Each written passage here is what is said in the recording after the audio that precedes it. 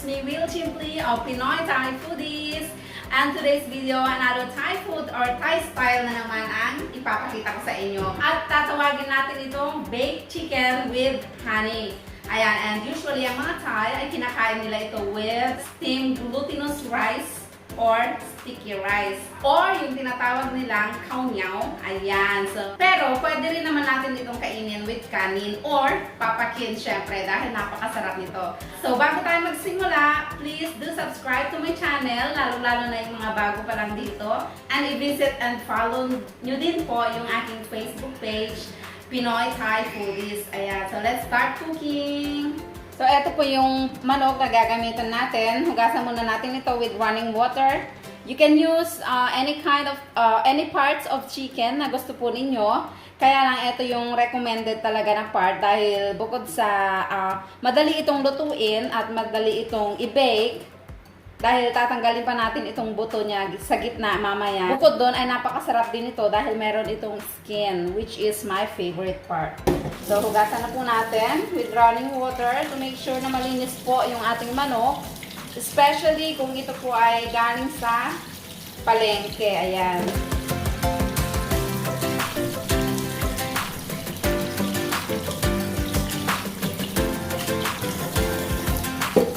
Natin itong patuyuan guys or i-drain na mabuti yung excess water para kumapit mamaya yung flavor na ilalagay natin. So narito po yung mga ingredients na gagamitin natin sa pag-marinate ng ating chicken. We have garlic and pepper, coriander roots, ganito po siya, yung roots lang po ang ilalagay natin, honey, sesame oil, curry powder, oyster sauce, at asin. So, ayan. Unahin na po natin ang coriander roots.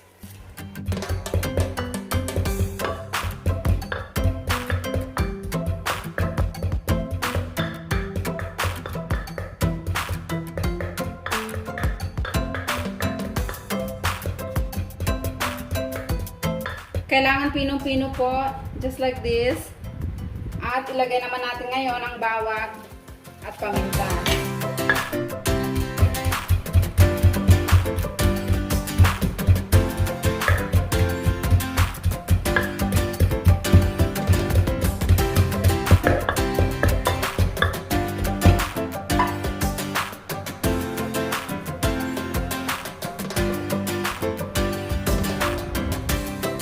So, ngayon naman guys, ay gagawin na natin yung sauce for marinating. We need 3 tablespoons of honey.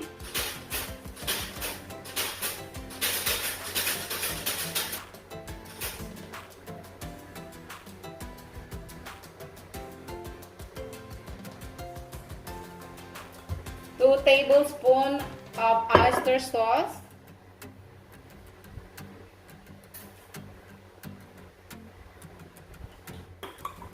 1 tablespoon of sesame oil. At ito guys, hindi natin na ipakita kanina. Maglalagay din pala tayo ng light soy sauce. 2 tablespoon. Half tablespoon of salt.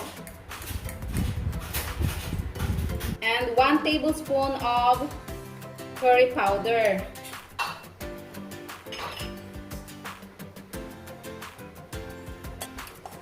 So, i-mix lang natin ito guys.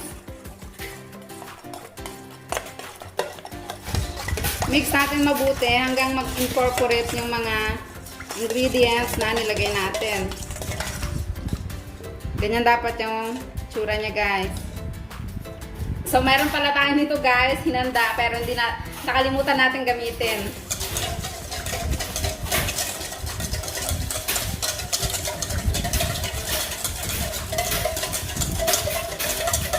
At ngayon naman guys, lagay na po natin yung dinigdig natin na ingredient kanina.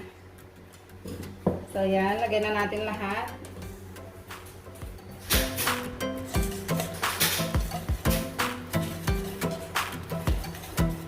Ayan guys, amoy pa lang ay napakasarap na. So, ganyan siya dapat kalapot, guys. At yung kulay niya ay parang brownish na yellowish dahil sa curry na nilagay natin. So, i-set aside po muna natin ito and then let's prepare the chicken.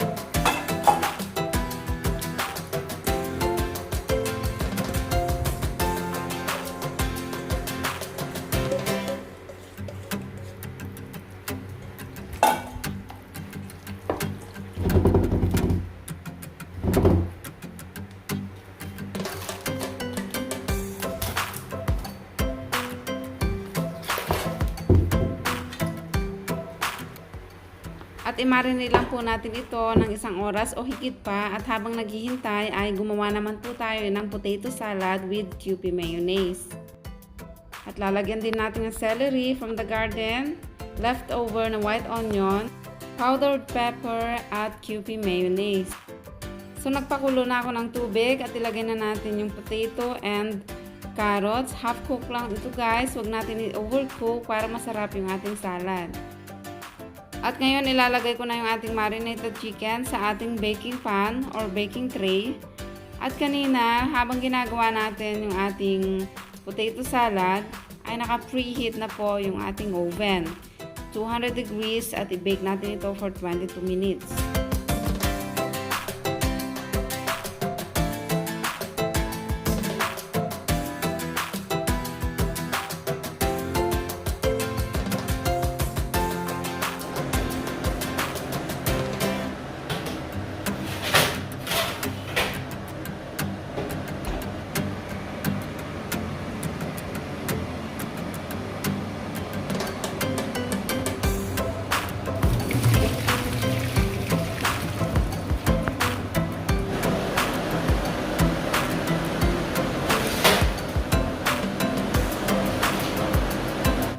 Baliktarin po natin ngayon ang chicken and bake for another 10 minutes.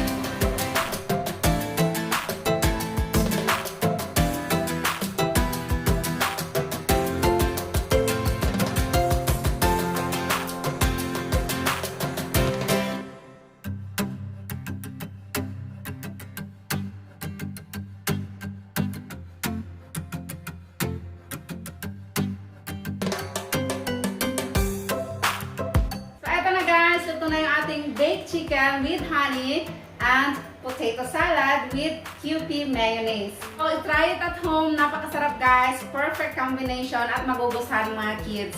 See you again soon. Bye!